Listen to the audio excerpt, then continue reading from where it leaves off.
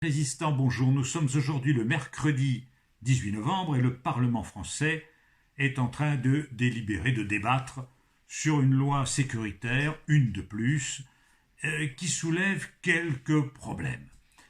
Il faut savoir évidemment que la sécurité est la première des libertés et que la liberté implique aussi la sécurité. Les deux vont de pair et un peuple qui sacrifie toutes ses libertés au profit de sa sécurité ne mérite ni l'un ni l'autre.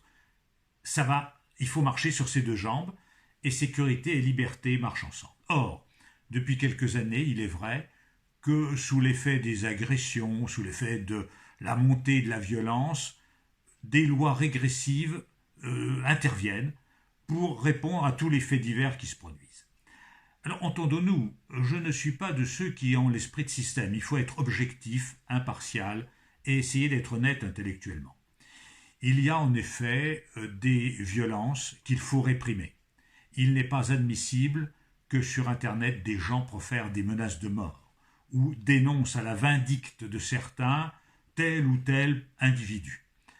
Tout le monde doit être libre dans notre pays de penser, de s'exprimer, de caricaturer ce qu'il veut, qui il veut, et de défendre des idées en toute liberté sans avoir à subir des menaces de mort ou des pressions. Et les gens qui s'adonnent à ce genre de pratiques doivent être sanctionnés très sévèrement par des peines de prison et, comme je l'indiquais précédemment, par des peines de bannissement, c'est-à-dire que ces gens doivent être expulsés du territoire national dès lors qu'il y a menace sur notamment les réseaux Internet. On n'a pas à supporter ce genre de choses. De même, quand des criminels, pour des raisons de trafic de drogue, attaquent des commissariats avec des fusées de feux d'artifice ou incendient une voiture de police au risque de brûler les fonctionnaires qui sont dedans. Ces gens-là méritent des peines criminelles très très très sévères et j'allais dire de nature à terroriser les criminels. Mais cela ne justifie pas non plus, inversement, des violences étatiques à l'encontre des citoyens. Or, il y a eu l'épisode des Gilets jaunes en France, où on a vu 1000 personnes incarcérées pour des délits liés à des manifestations de conviction politique, sociale, économique. Il y a eu 32 personnes qui ont eu des yeux crevés, 7 personnes qui ont eu les mains arrachées. Maurice Grimaud, au secours, revient. Maurice Grimaud était le préfet gaulliste de préfet de police en mai 1968 à Paris et il veillait à ce qu'il n'y ait pas de blessés, à ce qu'il n'y ait pas de morts. Or, la façon dont le gouvernement a traité l'épisode des Gilets jaunes est absolument intolérable, inadmissible, inqualifiable pour une société démocratique. D'ailleurs, l'ONU et diverses organisations internationales des droits de l'homme ont stigmatisé ce qui s'était passé en France. Mais il est vrai qu'à l'époque, le ministre de l'Intérieur, dont nous devons aussi oublier le nom, avait déclaré par ailleurs qu'il fallait buter les loups. Buter les loups, c'est vous dire le niveau intellectuel, moral, éthique de ce personnage. Donc, il porte des responsabilités très lourdes. Alors, ça revient évidemment à discuter de l'article 24 de sa loi. La police doit être protégée, parce que la police nous protège. Et la police, ce sont des fonctionnaires. Ce sont des gens qui sont là pour défendre l'état de droit, pour défendre la liberté, la sécurité et la sûreté des personnes. Très bien, il faut les protéger. Mais il faut aussi envisager que parfois, des gouvernants, des dirigeants en fassent un mauvais usage. C'est ce qui s'est passé. Lors des épisodes des Gilets jaunes, il y a eu des abus de l'État. Il y a eu des violences étatiques. Eh bien, il n'est pas admissible que des journalistes ou même tout simplement de simples particuliers ne puissent pas démontrer la vérité, les faits, toujours les faits, en filmant au besoin les charges policières contre des manifestants. Donc, il fallait, dans la loi qui est en discussion, alourdir les peines à l'encontre de ceux qui profèrent des menaces sur Internet, prendre des mesures contre ces gens-là, prendre des mesures contre les criminels et les terroristes, mais parallèlement garantir la liberté de la presse, la liberté des citoyens et prévenir les violences d'où qu'elles viennent, y compris parfois les bavures policières, comme il y en a eu aux États-Unis.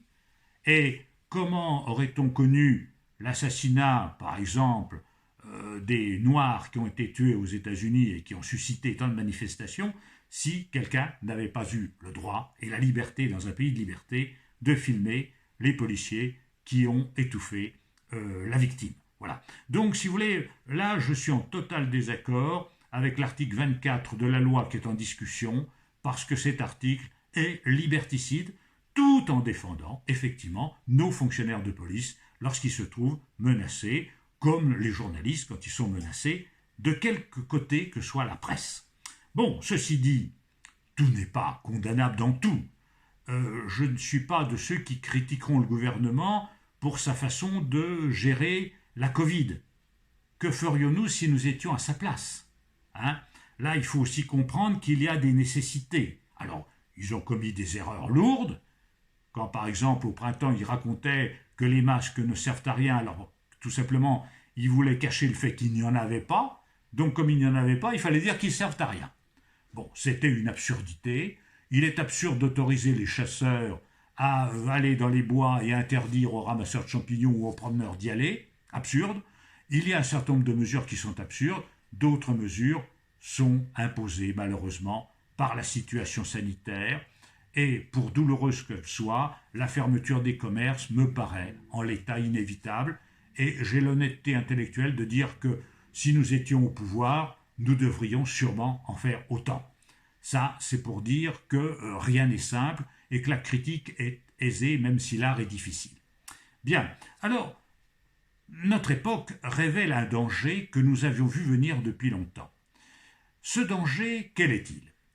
Il y a une cinquantaine d'années, les intellectuels étaient marqués par le 6 août 1945. Le 6 août 1945, les jeunes générations ne le savent peut-être plus ou pas, c'est le jour où les Américains ont lâché la première bombe atomique sur Hiroshima, amenant la capitulation du Japon et la fin de la Seconde Guerre mondiale.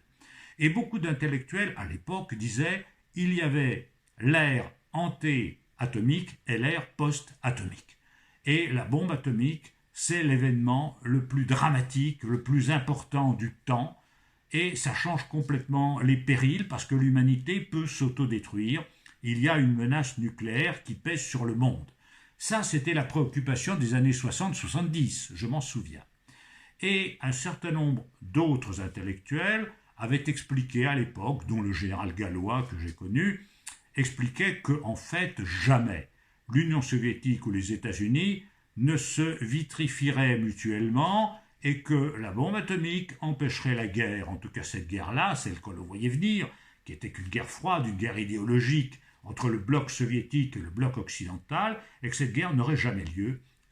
Le général Gallois avait raison, elle n'a pas eu lieu, elle ne pouvait pas avoir lieu parce qu'un empire, fût-il dirigé par un dictateur, ne s'engagera jamais dans une guerre lorsqu'il a la certitude de ne pas pouvoir la gagner. Or, l'arme nucléaire rendait la guerre impossible en ce sens qu'elle rendait la victoire impossible.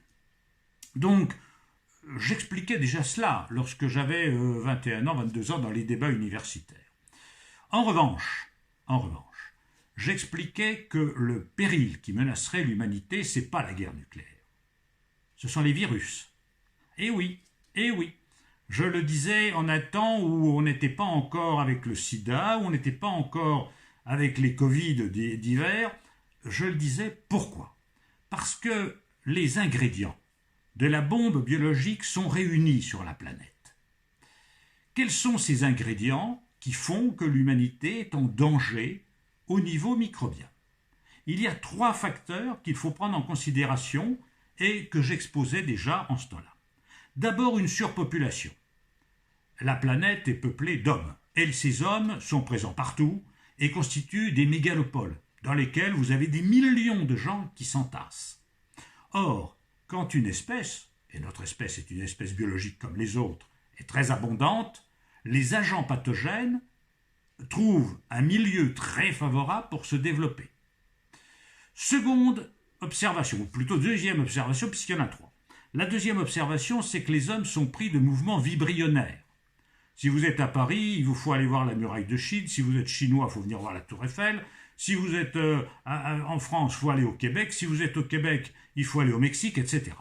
Et les gens sont pris comme ça de mouvements vibrionnaires sur toute la planète. Ils parcourent la planète en tous sens. Quelle bénédiction pour les agents pathogènes! Un virus apparaît quelque part, quelques heures après, par un vol quelconque, il se trouve transporté aux antipodes.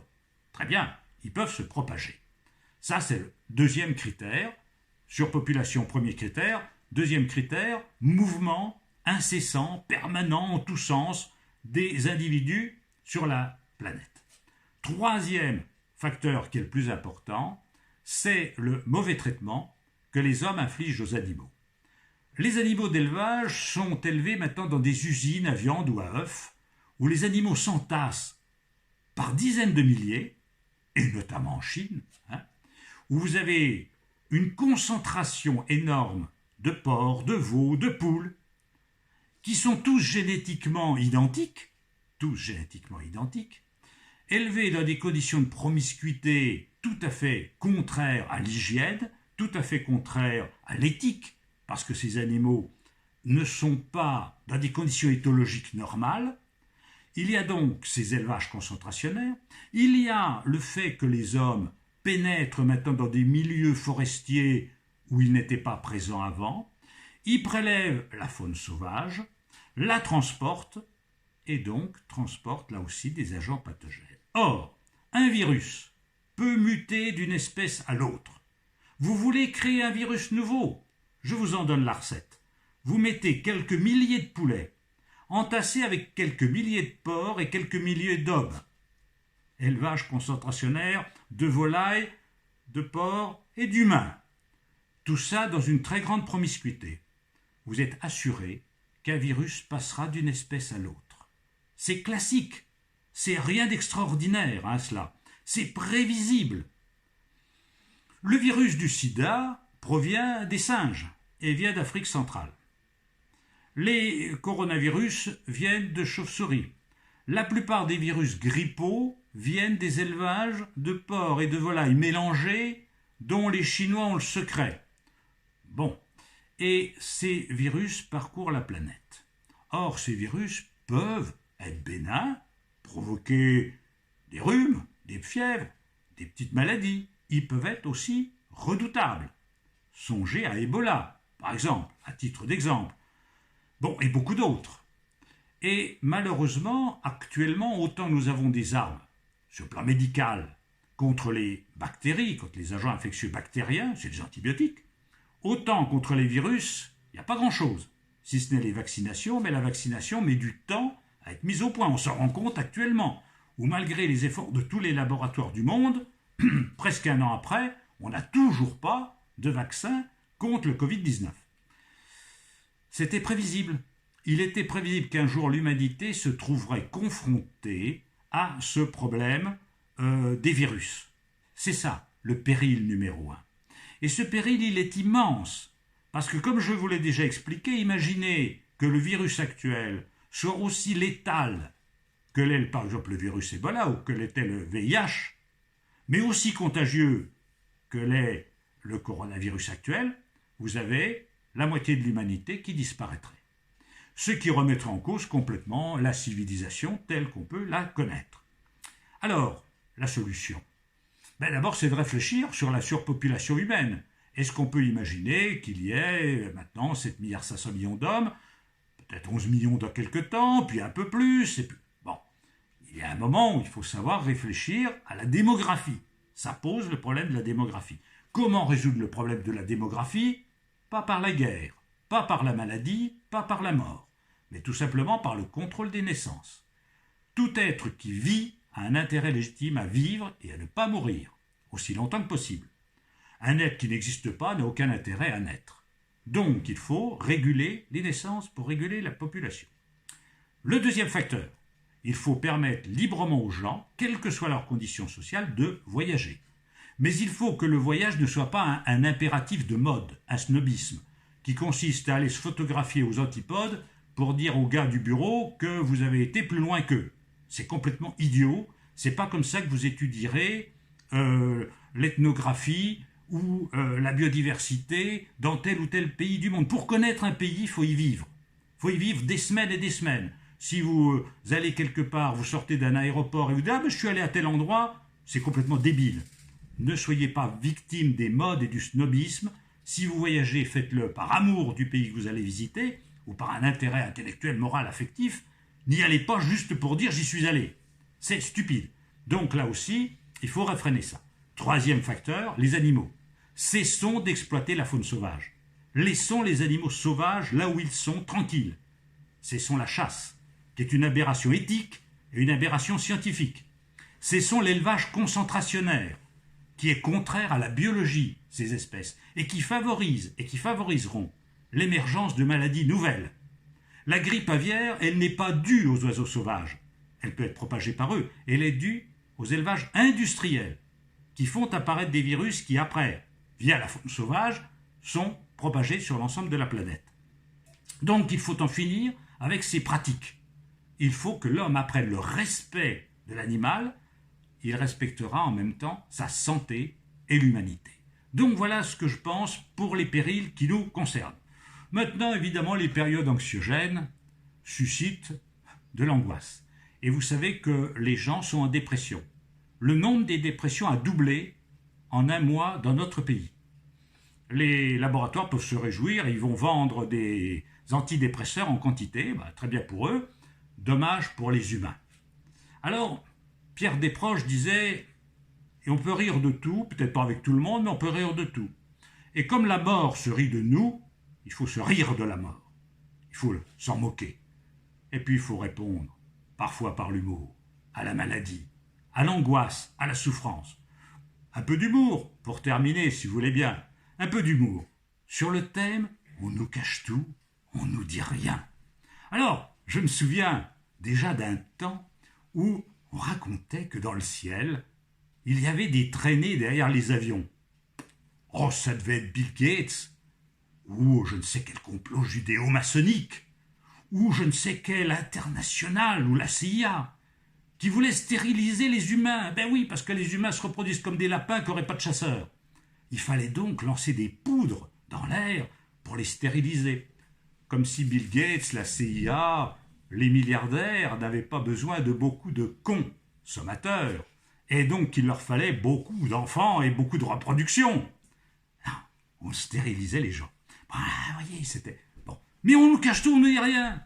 Le virus actuel, il n'est pas naturel, c'est pas une chauve-souris. C'est un laboratoire qui l'a fabriqué, c'est Bill Gates, c'est la CIA.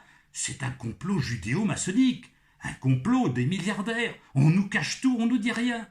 C'est un labo qui a fait le virus. Ah oui, bon, tout ça. Mais attendez, c'est pas tout. On nous cache tout, on ne dit rien. Le virus, il n'est pas dangereux, il existe à peine. Ah, contradiction? Non, pas de contradiction. Non, à la fois on l'a fabriqué, mais en même temps il n'est rien. C'est qu'une grippette, un petit rhume, de rien du tout. C'est juste pour entraver la liberté des gens, vous comprenez? Parce que les libéraux, ils aiment si peu les commerçants, ils aiment si peu l'économie, qu'ils la ruinent exprès.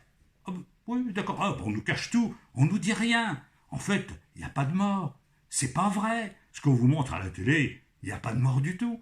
On nous cache tout, on nous dit rien. Le vaccin, pas de vaccin, c'est pas vrai. On va vous mettre des nanoparticules pour vous ficher, pour vous suivre à la trace. Vous êtes tellement intéressant que la CIA, que Bill Gates, que le complot judéo-maçonnique veut vous surveiller. Vous êtes dans un monde de surveillance. Big Brother est là, dans la seringue, qui va vous soigner. On nous cache tout, on ne nous dit rien. Allez, mes amis, en attendant, on s'amuse. Faut bien rire un peu de tout ça, hein. Et puis, moi, quand le vaccin sera là, je me ferai suivre par la CIA et je me ferai vacciner. Mais je reconnais aux autres la liberté de ne pas le faire s'ils ne le veulent pas, parce que je suis fondamentalement attaché à la liberté comme à la vie. Allez, mes amis, je vous dis à la semaine prochaine, si vous le voulez bien, pour d'autres réflexions et d'autres blagues, si on peut. À bientôt!